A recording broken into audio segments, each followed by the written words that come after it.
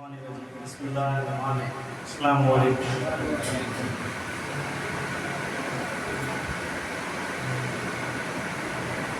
آج محرم کا چاند گر چکا ہے اور یکم محرم لگ چکی ہے۔ دیکھیے ایام محرم ایک سبق لینے کے اور اپنی زندگی کو اور اپنی سیرت کو ٹھیک کرنے کے دن ہیں، دیکھنے کے دن ہیں کہ ہم شریعت محمدی صلی اللہ علیہ وسلم پر کتنے کھرے ہیں۔ یہ بات اس لیے میں عرض کر رہا ہوں کہ ہم جس چیز میں توجہ دیتے ہیں، جس چیز سے متاثر ہوتے ہیں، جس چیز کو سیکھتے ہیں، ہمیں اس کی باریکیاں سمجھ میں آنا شروع ہو جاتا ہے۔ مثال کے طور پہ مراد آباد میں پیتل کا کام ہوتا ہے۔ اب میں پیتل کے کام کی باریکیاں نہیں سمجھتا کیونکہ میری اس میں توجہ بھی نہیں ہے، میری لائن نہیں۔ جو پیتل کا کام کرتا ہے اس کو اس کی باریکیاں سمجھ میں آتی رہتی ہیں، وہ ماہر سے ماہر ہونے لگتا ہے۔ مطلب کہنے کا کیا ہے، کیوں کہنا چاہ رہا ہے، دین کو توجہ کی ضرورت ہے۔ جب تک ہم باریکیوں کو سیکھ ہی نہیں سکتے جب تک دین پہ توجہ ہماری نہ ہو۔ سوال یہ ہے کہ معاشرے میں اس وقت جو توجہ ہے وہ کس چیز پر ہے۔ مثال کے طور پر میں آپ سے عرض کروں کہ جیسے میں ٹیچر ہوں کو اگر کوئی بچہ آ کے مجھ سے کہے کہ سر یہ میری کاپی ہے، اس میں نے کچھ کام کیا ہے، اس پہ نظر ثانی کریے، بتائیے یہ صحیح کرا یا غلط کرا، تو اب یہ میری ذمہ داری ہے کہ میں اس بچے کو بتاؤں کہ تم نے صحیح کرا یا غلط۔ اگر میں نے کہہ دیا کہ صحیح ہے تو غلط بھی ہوگا تو میری ذمہ داری ہوگی کیونکہ ایز اے ٹیچر میں نے اس سے کہا کہ صحیح ہے۔ ہم کیا کر رہے ہیں، صحیح کر رہے ہیں، غلط کر رہے ہیں، اس کے لیے کبھی مصلی پہ بیٹھ کے ہاتھ اٹھا کے بارہ تعالیٰ سے کہیں تو کہ یا بارہ تعالیٰ یا رب العزت تو ہمیں ہدایت نیک عطا فرما، تو صراط مستقیم پہ چلنے کی توفیق عطا فرما، تو انعام یافتہ بندوں کی نقل کرنے کی توفیق عطا فرما، تو اپنے محبوب کے نقش قدم پہ چلنے کی توفیق عطا فرما۔ ہم اپنی دعاؤں میں یہ اللہ تعالیٰ سے عرض تو کریں۔ دیکھیے ہم عرض کریں گے جب نماز پڑھ کے اللہ سے یہ رجوع کریں گے کہ اللہ بڑے وسوسوں نے گھیر رکھا ہے، کوئی کچھ بات کہتا ہے، کوئی کچھ بات کہتا ہے، حق کیا ہے یہ تجھے پتہ ہے، اور تو اپنے ہر بندے تک حق پہنچاتا ہے، تو مجھ پہ تک حق پہنچا۔ اگر آپ مصلی پہ بیٹھ کے یقین مانیے، آپ ایک مہینے یہ عمل کر کے دیکھیے 5 وقت نمازوں میں یقین سے کہہ سکتا ہوں کہ آپ 5 وقت نمازوں میں اللہ سے حق کی طلب کریے اور آپ کے دل میں وہ حب اہل بیت جانا شروع کر دے گا۔ ہم دعاؤں میں مانگ کیا رہے ہیں، اللہ بیٹی کا رشتہ اچھا ہو جائے، بھائی کا کاروبار اچھا ہو جائے، مکان کو منزلہ بن جائے، آرڈر اچھے آ جائیں، پڑوسی سے ہمارا جھگڑا ختم ہو جائے، بہنوئی صاحب ہمارے ناراض نہ ہو۔ دعاؤں میں مانگ کیا رہے ہیں، کبھی آخرت مانگ رہے ہیں خدا سے ہم کہ اللہ نے ہمیں ان چیزوں کے لیے خلق کیا ہے کہ تم جاؤ حلیم بریانی کھاؤ، قورمے کھاؤ، رشتہ داروں کو مناؤ، گوڑیوں میں ہاتھ ڈالو۔ یہ اللہ نے اپنے اور اپنے محبوب کی ثنا خوانی کے لیے ہمیں خلق کیا ہے۔ یقین کیجئے کوئی بڑی بات نہیں ہے، 100 طرح کی باتیں آئیں گی اور 100 طرح کے لوگ اپنی اپنی بات رکھیں گے۔ اگر آپ نے اللہ تعالیٰ سے رجوع کیا ہے تو پھر وہ خالق مطلق کی ذمہ داری ہوگی، آپ تو بری و ذمہ ہوگا۔ جیسے ایک ٹیچر سے بچہ یہ جب کہتا ہے کہ میری کاپی چیک کر دیجیے صحیح ہے یا غلط، اگر صحیح کر دیا اس سبق کو تو پھر ٹیچر کی ذمہ داری۔ آپ آپ نے اللہ سے رجوع کر لیا، اللہ سے طلب کر لی کہ اللہ تو حق کی راستہ دکھا، تو اللہ کی ذمہ داری ہو گئی، آپ بری ذمہ ہو گئے، وہ قلب میں آپ کے ڈالے گا ہی صحیح بات، وہ نظریہ ہونا چاہیے منصفانہ، آپ کو وہ کہیں کسی کی تقریر سے آپ کو ہدایت دے گا، کہیں کسی کے عمل سے ہدایت دے گا، کہیں کسی کی بات سے ہدایت دے گا، اور سیکھنے والی نظر ہو تو چلتے پھرتے ضروری نہیں ہے کہ وہ عالموں کی صحبت میں ہی بیٹھے، منصفانہ نظر سے اس کائنات کو دیکھے کہ یہ جو کائنات ہے، اس کائنات میں سب سے بڑا عمل کیا ہے؟ سب سے بڑا عمل ہے آپ کا صلہ رحمی، محبت، خلوص، پاکیزہ دل۔ جس کا دل پاکیزہ ہوگا، جس کا دل منصفانہ ہوگا، جس کو دوسرے کا درد ہوگا، اس کے دل میں ایمان اترنا شروع ہوگا۔ ہمارے ہاں عام تر پریشانی، ہم اپنے نظریات کی غلامی سے متاثر ہیں، ہم نظریات کی غلامی میں جگڑے ہوئے ہیں۔ نظریات کی غلامی یہ ہے کہ اگر کوئی شخص کچھ بات کہنا چاہ رہا ہے اور ہم بیٹھ کے سن رہے ہیں اور ہمیں معلوم ہے کہ ہمارے مخالف عقیدے کا ہے، تو پہلے ہی دل میں یہ مان لیتے ہیں کہ یہ غلطی کہہ رہا ہوگا۔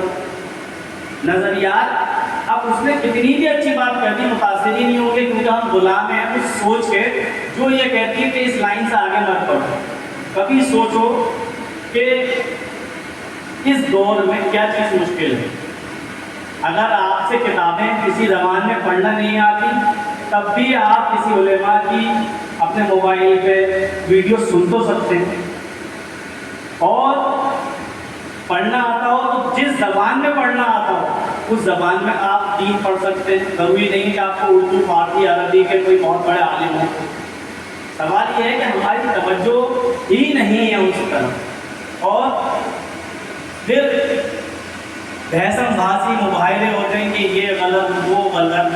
اگر آپ منصفانہ دل لے کے اللہ سے رجوع کریں گے تو دیکھیے خود بخود ایک بار 30 دن کر کے دیکھیے، آپ نماز 5 وقتانہ پڑھیے، نماز کی پوری پابندی کریے، اور پھر آپ دیکھیے کہ اگر آپ کے دل میں حب اہل بیت نہ آئے تو آپ مجھ سے کہیے کہ ہم نے یہ عمل کرا اور ہمارے دل میں اہل بیت کی محبت پیدا نہیں ہوئی۔ اہل بیت کی محبت عین ایمان ہے۔ اللہ تبارک و تعالیٰ فرماتا ہے نہیں پیدا کرتا خدائی کو، ہرگز پیدا نہ کرتا خدائی کو، نہ پیدا اگر پیدا نہ کرتا محمد صلی اللہ علیہ وسلم۔ تو یہ کائنات تماشے کے لیے، سرکار دو عالم کے لیے ہے، اور محبت سرکار دو عالم کی آپ پیدا کریے۔ جب آپ محبت پیدا سرکار دو عالم کی کریں گے تو سلیقہ آ جائے گا۔ دیکھیے یہاں پر کتنے لوگ بیٹھے صاحب اولاد ہیں، آپ مجھے ایک بات کا جواب دیجیے، کوئی بھی شخص کتنا بھی گہرا دوست کیوں نہ رکھتا ہو، کتنا بھی اچھا عزیز دوست نہیں رکھتا ہو، کیا وہ اپنی اولاد پہ اپنے دوست کو ترجیح دے گا؟ بھائی اولاد والے بتا دیں، میں بھی اولاد والے بیٹھا ہوں، یہ میرا بچہ بیٹھا ہے، میرا دوست ہے، جان نشاور بھی کرتا ہوں، اس کی ہر برے وقت پہ بھی کھڑا ہوں، وہ میرے برے وقت پہ بھی کھڑا ہے، لیکن مجھے نہیں لگتا کہ وہ میری اولاد کا کوئی مقابلہ بھی کر لے گا، اتنا اچھا دوست ہو۔ دوست کا مقام دوستی میں بہتر، گنتی کرو تو دوستوں میں کرو، اولاد سے گنتی نہیں ہو سکتی دوست کی۔ تو رسول کا جو سب سے عزیز دوست ہے، تو عزیز دوستوں کی فہرست میں گرو اس کو، خاندان خاندانی ہی رہے گا، اولاد اولاد ہی رہے گی، خون خون ہی رہے گا، نفس نفس ہی رہے گا۔ اس بات میں کیا بحث و مباحثہ کے ساتھ یہ کہہ دیا وہ کہہ دیا، یہ تو شیعہ ہوگا، مولا علی کو افضل کہہ دیا۔ ارے جس نے مولا علی کو کسی سے مقابلہ کر دیا، وہ اس سے کہو کہ تمہارا ایمان کیا ہے بھائی؟ کتنے موقع ایسے ہیں کہ جب رسول کریم کو امت محمدی کو بتانا تھا کہ میرے بعد کیا کرنا ہے اور کن کا دامن پکڑنا ہے، 24 ذی الحجہ مباہلہ ہوا، قرآن میں آیت اتری سورہ مباہلہ، لاؤ تم اپنی عورتوں کو، اپنے بیٹوں کو، اپنی نفس کو، تو بتائیں بیٹوں کو، نفس کو، عورتوں کو رسول اللہ کیا ازواج مطہرات نہیں تھی رسول اللہ کی ازواج مطہرات نہیں تھی کیا رسول اللہ کی؟ لیکن جب عورتوں کا ذکر ہوا تو امت کو بتانا تھا میرے بعد عورتوں کا دامن پکڑنا ہو تو بیوی خاتون جنت کا دامن پکڑنا ہے، بیٹوں کا دامن پکڑنا ہو تو حسن کریمین کا پکڑنا ہے، اور مجھ جیسی شخصیت میری نفس کو پکڑنا ہو تو مولا علی کا دامن ہے۔ نعرہ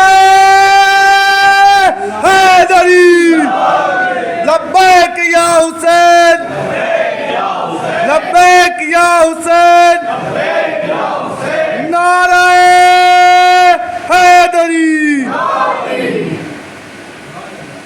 نفس رسول مولا علی ہے۔ جب ہم یہ کہتے ہیں کہ بعدت رسول یہ تو یقیناً بعدت رسول بعدت مولا علی بھی ہیں، بعدت حسن کریمین بھی ہیں، کیوں؟ انہوں نے اپنے نفس کا فرمایا ہے۔ اور مولا علی مشکل کشا، شعر خدا، یہ جملہ میں کہہ رہا ہوں شعر خدا۔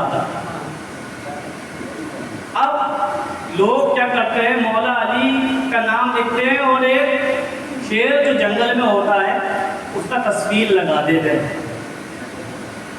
شعر خدا سمبولک ورڈ ہے، یہ وہ شعر نہیں ہے جو جنگلوں میں آپ کو دیکھنے کو ملتا ہے۔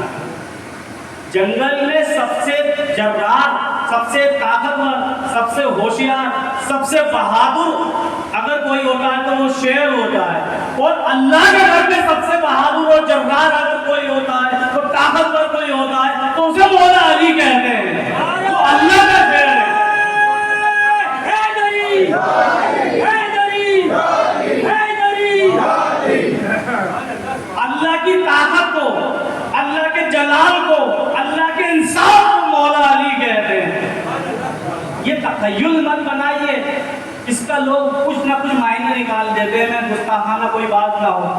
شعر خدا کا مطلب اس طاقت سے ہے جو طاقت اللہ نے کسی ایک مخلوق کو ساری اس کنڈم کے اندر سب سے زیادہ دیا، اور اللہ کے کنڈم میں سب سے بڑی طاقت مولا علی کو دی، بعد رسول کریم صلی اللہ علیہ وسلم۔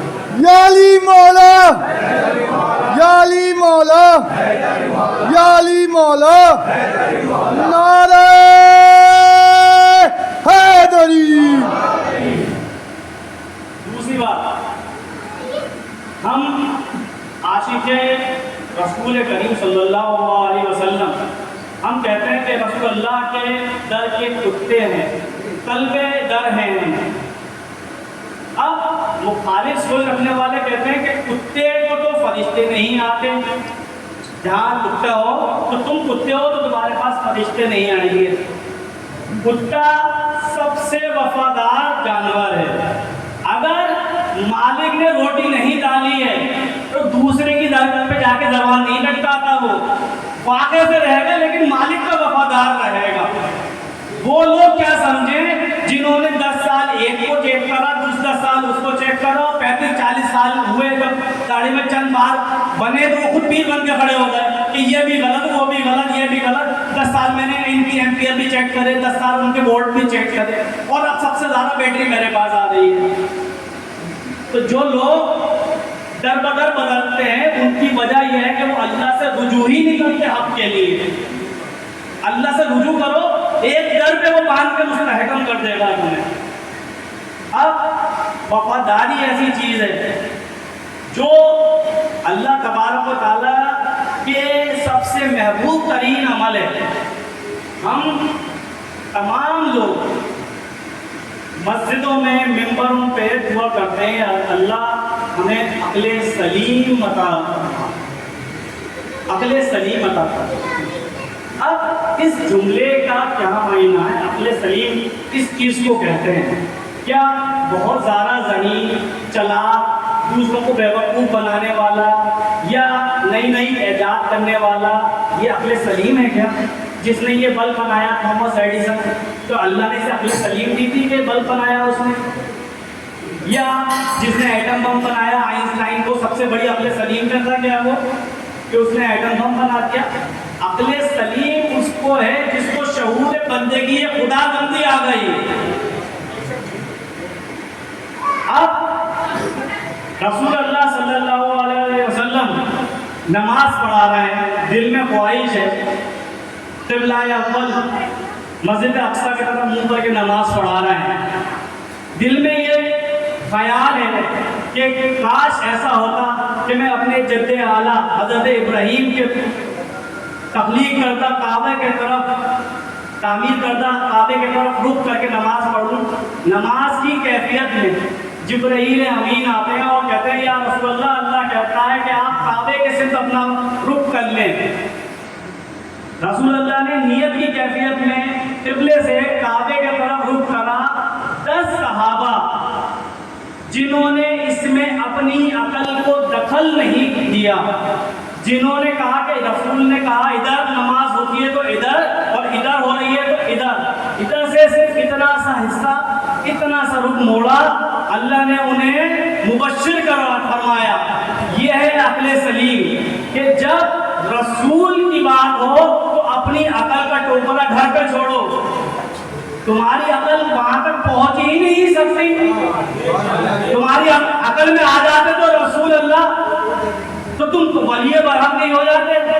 جب تمہاری عقل اتنی سمجھداری نہیں ہے تو تمہیں کیا ہے، قرآن کی آیت اطیعوا اللہ و اطیعوا الرسول، رسول اللہ کی اطاعت کرو، اللہ کی اطاعت اپنے آپ ہو جائے گی. اب رسول اللہ کی اطاعت کیا ہے؟ لوگ کہتے ہیں کہ غم حسین میں سر کھولنا، بار بکھرانا، آنسو بہانا، چیخنا، یہ کہاں آیا ہے؟ کہاں آیا ہے؟ کسی کتاب کا حوالہ دیں کہ بال کھولنا بھی آیا ہو، چیخنا بھی آیا ہو، گریہ کرنا بھی آیا ہو. رسول صلی اللہ علیہ وسلم، رسول کریم دائیں بعد اپنے زانو پر امام حسین علیہ السلام کو کھلا رہے ہیں اور بائیں زانو پہ آپ کے شہزادے حضرت ابراہیم. جبرائیل امین آتے ہیں، کہتے ہیں یا رسول اللہ، اللہ تعالیٰ فرماتا ہے کہ آپ ایک سے ایک کا فدیہ کر لیں، ایک کو ایک کے بدلے چھوڑ دیں. تو رسول سب کا قصہ سنا ہوا ہے. رسول اللہ نے سوچا کہ میں اپنی شہزادی کا رونا نہیں دیکھ سکتا، میں اپنے شہزادی کے آنسو نہیں دیکھ سکتا، مجھے اپنا غم برداشت ہے، مجھے اپنی شہزادی کا غم برداشت نہیں ہے. انہوں نے حضرت ابراہیم کو اللہ کو سپورٹ کرا اور امام حسین کو ان کے بدلے فدیہ کر لیا. اب جبرائیل امین آتے ہیں کہ رسول اللہ تعالیٰ فرماتا ہے کہ یہ آپ کا شہزادہ یکو تنہا آپ کی امت کے ذریعے بھوکا پیاسا شہید کیا جائے گا. اگر آپ فرمائیں تو میں آپ کو اس میدان کی مٹی لا کر دوں. یہ واقعہ سن کے آپ زار و قطار رونے لگے. آپ اتنے روئے کہ آپ کے ریشے مبارک تر ہو گئے. آپ رو رہے ہیں اور ہچکیاں آپ کی نکلنے لگی. تو بی بی ام سلمہ آپ کی آواز سن کے آئیں کہ رسول اللہ کس بات پہ گریہ کر رہے ہیں. لفظ دھیان دیجیے، گریہ کر رہا ہے. تاریخ والوں نے بھی لفظ گریہ ہی استعمال کیا. آپ نے کہا کہ ام سلمہ ایسا واقعہ ہوا ہے، جبرائیل امین نے مجھے بتایا ہے اور یہ مٹی میرے حسین کے مقتل کی مجھے لا کے دی ہے اور تم یہ مٹی رکھو اپنے پاس. جس دن صبح ہو جائے اس دن سمجھ لینا میرا حسین میری امت کے لیے بخشش کے لیے شہید ہو چکا ہے.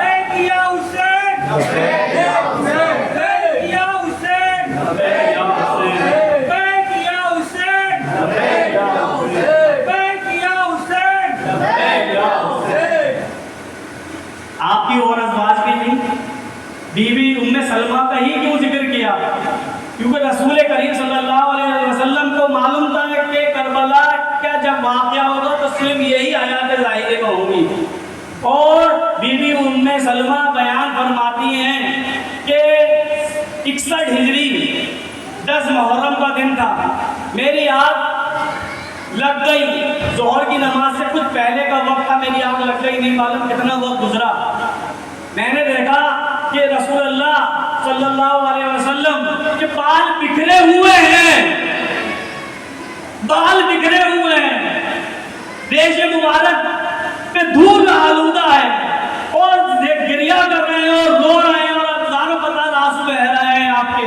میں نے کہا یا رسول اللہ آپ پہ میری جان قربان, یہ آپ کی بالے ریش مبارک بکھرے کیوں ہیں, آپ کا چہرہ غل آلود کیوں ہے, آپ کے چہرے پہ غل کیوں لگی ہوئی ہے, آپ کیوں گریا کر رہے ہیں؟ آپ نے کہا اے ام سلمہ, میرا حسین اس امت کے ذریعے شہید ہو چکا ہے. آپ کی بے ساختہ آنکھ کھلی, آپ نے دیکھا کہ ظہر کا وقت تھا, آپ نے وہ شیشی نکالی جس میں اس مٹی کو رسول کریم صلی اللہ علیہ وسلم نے عطا فرمائی تھی, تو آپ نے دیکھا کہ وہ خون بن چکی تھی. تو سر کے بال کھل جائیں, چہرے پہ دھول لگ جائے, بدحواس ہو جائیں اور چیخ نکل جائے, اس کے حسین میں سب جائز ہے, سب جائز ہے. آپ کو عشق رسول کرنا ہے, عشق حسین کرنا ہے. جب تک عشق نہیں تو عاشقوں سے مقابلہ کس بات کا؟ تم کتاب کے کیڑے, تمہیں کیا مطلب عشق سے؟ عشق کی منزلیں تو وہ سمجھے جس کے دل میں عشق کی لو جلی ہو. عشق کرو تو جانو عشق ہوتا کیا ہے, عشق میں تڑپنا کیا ہوتا ہے. اگر پیٹ کا بچہ پتہ چل جائے کہ بیوی حاملہ ہے تو پہلے دن سے ڈاکٹر کے پاس جانے لگتے ہیں, ڈاکٹر صاحب اس کی حفاظت کرنا, بچہ صحت مند بھی ہو اور صحیح سلامت بھی پیدا ہو. ارے وہاں تو دیکھو, صبر دیکھو, اور کس کے لیے؟ ہمارے لیے. ہمارے اعمال ہی اس قابل نہیں تھے کہ ہمیں بخشوایا اللہ کا. یہ رسول اللہ کی کریمی تھی, یہ رحمت للعالمین کی رحمت تھی کہ انہوں نے اللہ سے وعدہ لے لیا اس امت کو بخشوانے کا. اور وہاں جو انہوں نے فدیہ کرا تھا حسین ابن علی کا, وہاں امت کو فدیہ کر دیا امام حسین علیہ السلام پہ, امت بخشوا دی اور اپنے نوازوں کا سر کٹوا دیا. اور ہم اپنے خدا کی قسم ہے سب لوگوں کو دل پہ ہاتھ رکھ کے سوچنا ضرور, خدا کی قسم ہے ایمان کا ایک قطرہ ہے تو سوچنا ضرور. ہم جتنا اپنا پڑوسی کا لحاظ کرتے ہیں, جتنا اپنے بھرتیے کا, ایکسپورٹر کا, رشتہ دار کا, محلے کے امیر کا جتنا لحاظ کرتے ہیں, کیا اتنا لحاظ بھی رسول اللہ کا کرتے ہیں یا نہیں کرتے؟ خدا کی قسم ہے اس آدمی کو وہ بتائے کہ اس سے زیادہ رسول اللہ کا لحاظ کرتا ہے کہ نہیں کرتا. ارے روز حشر رسول اللہ سے کیسے آگے ملاؤ گے, کیسے؟ پڑوس میں اگر خدا نہ خاصہ غمی ہو جائے تو لحاظ کرتے ہیں کہ آواز, ہمارے یہاں ٹی وی چل رہا ہے, ہلکی آواز کر دو, برابر میں میت بیٹھی ہے, شادی ہے تو کوئی آواز نہ جائے. رسول اللہ سے کیسے مقابلہ کرو گے, نظریں کیسے ملاؤ گے؟ وہ بخشوائیں گے. ارے وہ جنت بھی کیا جنت جو تمہیں رسول اللہ بھیک میں دے دے اور کہتے میرے طرف منہ مت کرنا, جیسے حبشی سے کہا تھا تو ایمان تو لے آیا ہے, مجھے اپنی شکل نہ دکھانا. رسول اللہ کل کہیں کہ جا تو میرا امتی بخشوا دیا, لیکن تو نے ڈی جے بجایا تھا, تو نے گانے بجائے تھے, تو نے شادیاں کی تھی, تو نے جھالریں لٹکائی تھی, تو نے خوشیاں منائی تھی, تو نے سالگرہیں منائی تھی. میرا حسین تو کا پیاسا تھا, شہید ہو رہا تھا. جا تو جنت میں جا, تجھے جنت مبارک, مجھے اپنا چہرہ مت دکھانا. کیا ہوگا؟ کیا ہم اتنا بھی لحاظ نہیں کر سکتے کہ یہ 40 دن امام حسین کی شہادت کے ہیں؟ اگر کسی کے بہنوئی صاحب کو یہ عقیدہ برا لگتا ہے تو سالے اپنے عقیدے میں نرمی لے آتے ہیں, بہنوئی صاحب برا نہ مان جائے, بہن پہ سختی کر رہی تھی. اللہ کا خوف ہے کیا؟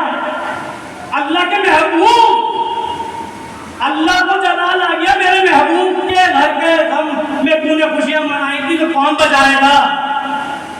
اللہ کہے گا کہ میرا محبوب تکلیف میں تھا, میرا محبوب گریا کر رہا تھا, میرا محبوب اشکوار تھا اور تو خوشیاں منا رہا تھا, نیا سال مبارک, برتھ ڈے مبارک, یہ وہ فلا فلا فلا. اور جو عزادار تھے انہیں بدعتی, شرک اور کون سی تہمت نہیں تھی جو تو لگا رہا تھا.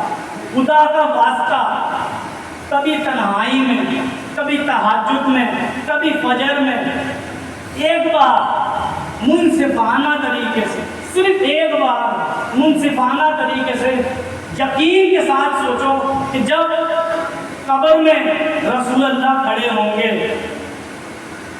تو کیا کہو گے؟ یا رسول اللہ ہم شرمندہ ہیں, آپ کے نوازوں کو غم نہیں کر پائے، ایک بار زندگی اور دے دیں، کیا کہو گے؟ رسول اللہ کا سامنا ہوگا تو کیسے سامنا کرو گے؟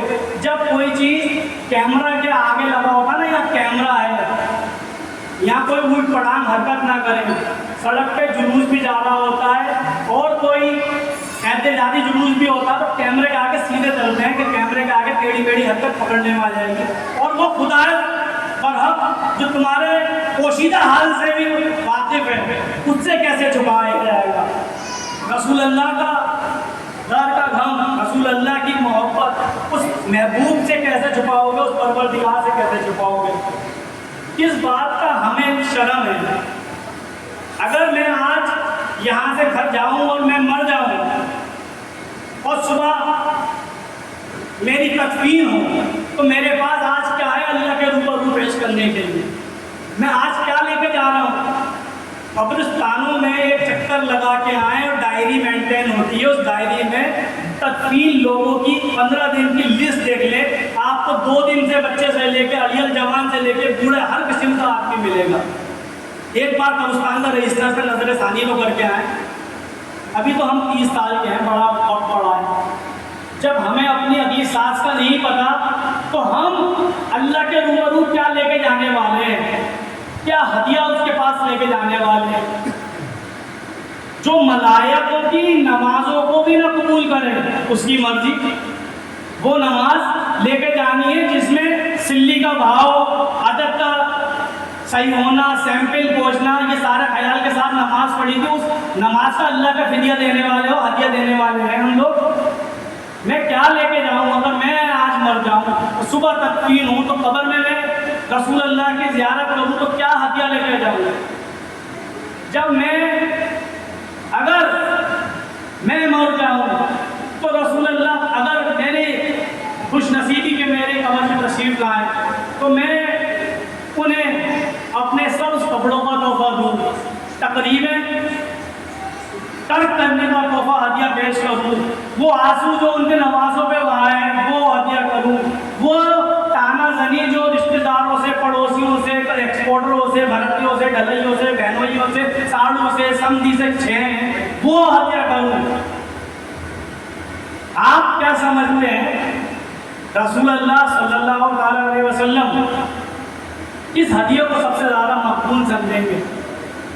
کیا جب حضرت خالد بن ولید جو اسپین کے فاتح ہیں، جو یکو تنہا 70 کفار سے لڑنے والے ہیں، وہ مقابلہ میں آتے ہیں حضرت عبد الرحمن بن عوف سے، تو فوقیت رسول اللہ کی ظاہر تھی، جو میرے غم میں کھڑا تھا، مفلسی میں کھڑا تھا، خوابوں میں کھڑا تھا، تنہائی میں کھڑا تھا، پریشانی میں کھڑا تھا، یہ تمہارے اس کا کوئی مقابلہ نہیں۔ اگر تم صفا مروہ کے پہاڑ کے برابر بھی سونا زکات دو تو میرے عبد الرحمن کی ایک مٹھی گندم کا مقابلہ نہیں کر سکتے تم۔ حضرت خالد بن ولید سے فرمانا ہے تو میری اور آپ کی عبادتیں اور خدمات دین ہے ہی کیا؟ خدمت دین رسول اللہ نے پیرامیٹر بتا دیا اور ازواج میں بھی کہہ دیا، خدیجہ کا کوئی مقابلہ نہیں، وہ میرے غم کے ساتھ ہی ہے۔ رسول اللہ نے بارہا کہا تو میرا غم کا ساتھی، اس سے کسی کا مقابلہ نہیں، اور رسول اللہ کا ظاہر ابھی کیا غم ہے؟ ان کے نوازوں کا غم ہے۔ یہ دن شروع ہوگا ایام محرم، میں کسی کو دل آزاری یا کسی عقیدے کے اوپر انگلی تانا زنی کرنا پسند ہی نہیں کرتا۔ جو غلط کر رہا ہے اس کی مثال اسی طریقے کی ہے جس کو پیشاب پینا اچھا لگتا ہے اور وہ کھانا بھی بہتر لگتا ہے، کیونکہ ہدایت اللہ کے پاس ہے، اس کو اللہ نے دماغ اتنا چھوٹا کر دیا کہ پیشاب اور دنیا بہتر لگنے لگا۔ تو اگر کسی کو امام حسین علیہ السلام کا عظمت اور ان کا غم سمجھ میں نہیں آیا، اس سے بحث کر کے اپنا وقت ضائع مت کریے۔ آپ سمجھ جائیے کہ اللہ اس کے اوپر پھٹکار ہے خود تک، کیونکہ سیدھی بات سمجھ میں نہیں آ رہی۔